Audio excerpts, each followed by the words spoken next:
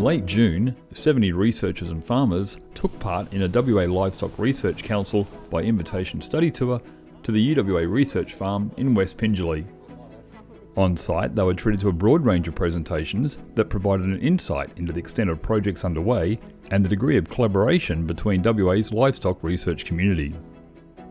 Our next topic is heat stress during joining.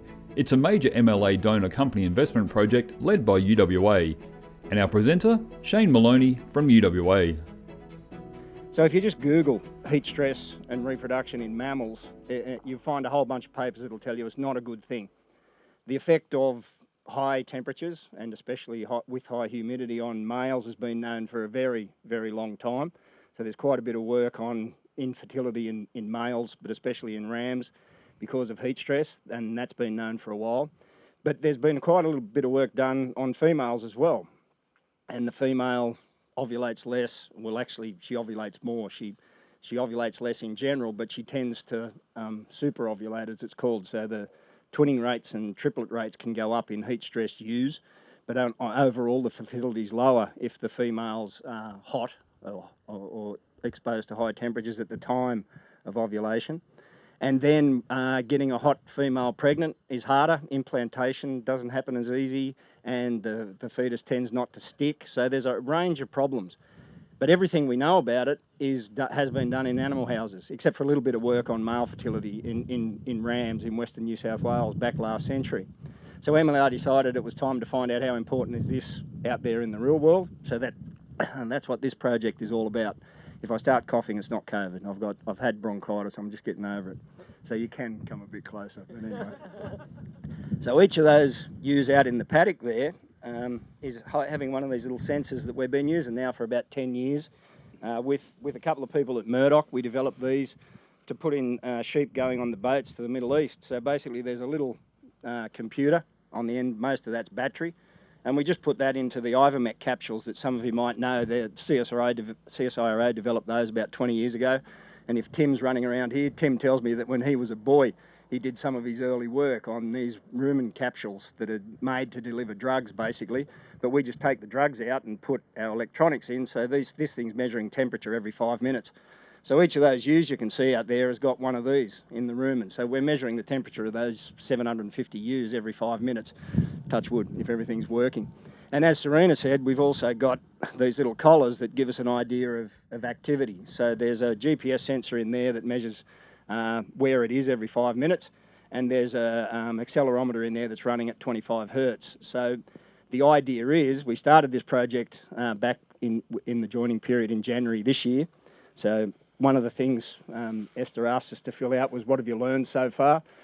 One of the things I've learned so far from this is don't decide that you're going to put in 750 of those on 3 of the hottest days in summer in a yard with no shade. But at the end of this project, hopefully, as I say, it's just started, we're still analysing the data. We only get all the data back off the temperature capsules at the end, so the ewes are stratified. So we've got some 6-year-olds in there, so 50 out of each treatment. Sorry, I haven't talked about the treatments yet. I'll come to that in a sec.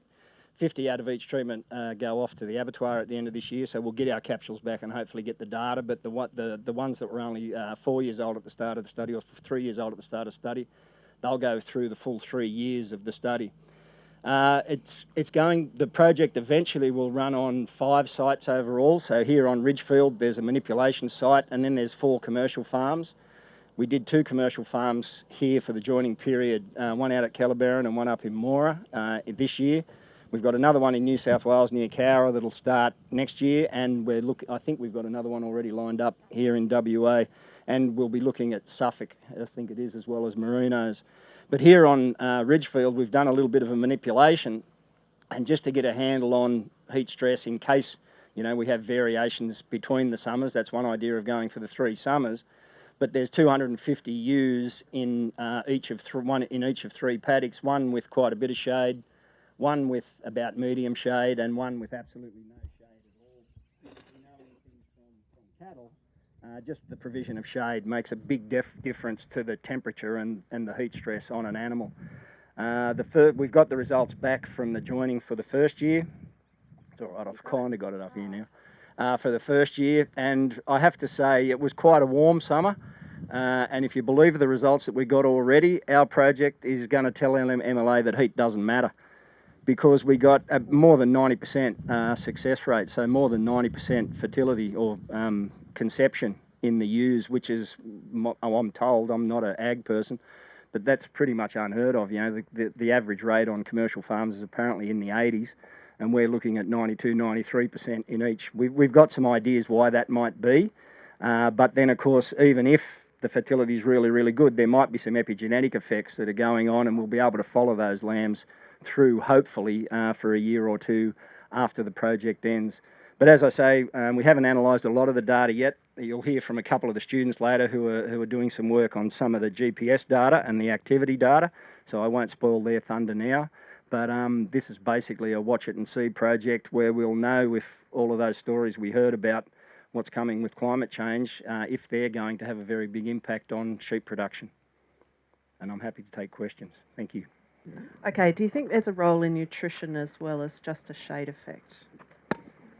Yeah, you're probably right, Hayley, because not sure about sheep, but certainly in other ruminants and ungulates, as soon as an animal seeks shade, it's not eating, because it tends to be overgrazed in shaded areas. So there's probably a double whammy that goes with the heat stress. If an animal chooses to go into the shade, it's probably foregoing foraging. There was a little bit of work done in New South Wales that said merinos tend to not care about the shade, and that they'll undergo quite heavy heat stress, but there's probably a trade-off with what have they done for the last few days. Whether we'll be able to detect that with all the GPS and everything else, the mathematicians might be able to put it all together and give us a story on what's happened over the last few days, and therefore what kind of decisions does a ewe make about whether to seek shade or whether to stay outside foraging in the sun. How about antioxidants? Yeah, well, that's your role in this project, of course. What a Dorothy Dixer! I should have picked up on that one. But yeah, the one of the interests from Hayley and Cyro in general, and Matt on the whole shade issue, is what kind of shade is going to be good for an animal. And of course, for shade, most of us think of things like trees that provide nice shade. But the idea that Cyro's got is that if we plant something that also provides some nutritional benefit, the animals sort of get a double benefit from seeking the shade. And the thing Hayley's really interested in is saltbush. And because some of the breeds of saltbush are quite high in vitamin E. And when a mammal gets heat stressed, one of the big issues is oxidative stress. And so, of course, if you're giving an animal antioxidants like vitamin E, there's probably going to be a benefit to ameliorate the effects of heat stress as well. So we didn't get any of that in for this year, but in the following 2 or 3 summers, some of the animals will have access to saltbush during the joining period and some won't. And there's another bush that's involved too that's similar shape and size, but it doesn't have vitamin E. What's it called? Rhagodia. Okay, so if anybody knows about that stuff, I don't. But, yeah. Given the our summers and the history, could we have culled out a lot of those sheep already? Yeah, you're probably right. And of course, the merino is a reasonably heat-tolerant breed anyway. But the work that was done in animal houses suggests that anything above 32, and that was a threshold that we saw earlier for the climate change, the days hotter than 32, and that was in spring. We're talking about joining in summer to get lambs during the after the rainfall. If they're having that much of an effect just at 32 degrees in an animal house, what's called the radiation temperature is also 32 degrees. You come out here on those 40-degree days, the radiation temperature is going to be 50, 55 degrees. So the animals are under much more heat stress out here than anything they've been put under in an animal house. So I suppose that's what this project was about. But as I say, this year we've got very, very good fertility in the ewes. And we're wondering if it hasn't got to do with the work that Dr. Sperm there that you heard from before we came outside. Kelsey and a couple of students were out here for a couple of weeks because one of the things we wanted to standardise across the 3 treatments was the fertility of the rams. We didn't want ram fertility having a big effect. And of course, the fertility of the ram due to heat stress doesn't happen now. It's 6 weeks ago when the sperm were spermatocytes. That's the stage of spermatogenesis that's susceptible to heat stress. So if you heat stress a ram today, you won't see it for 6 weeks in what is coming out the other end. So we wanted to standardise all that, but we're wondering if maybe having trained rams over the years isn't part of what's got us the really good reproductive output. So you talked quite a lot about conception there, which sounds like it wasn't an issue. One of the things that came out of the Adelaide review a couple of years ago was the potential for retarding that placental development and then through to lamb birth weight. Are you able to comment on that side at all yet? Not yet. Certainly studies done in animal houses, yes, the placenta's smaller, and some rodent models show that the babies are smaller, so you'll get smaller offspring, and then there's issues associated with smaller offspring and lifetime productivity and all those sort of things. These ones are all due to drop soon, so we're busy getting all of those collars refurbished so Serena can put them on to these sheep when they drop. So hopefully by the time they drop, we'll be able to give you some answers about what's the size of, I don't even know if we're measuring the size of the lambs up. It looks like we are. Okay. Looks like we are measuring the size of the lambs. Yeah, so hopefully we can give you an answer to that one in a couple of months, Joe. Betane's used in the feedlot industry quite a bit for heat stress and changing behaviour of animals and stuff. Is any work been done on the sheep industry with that? Not as far as I know on sheep. Quite a lot on chickens, pigs and cattle it's been used. If I'm not sure. I haven't looked, but I'm not sure if anything's been done.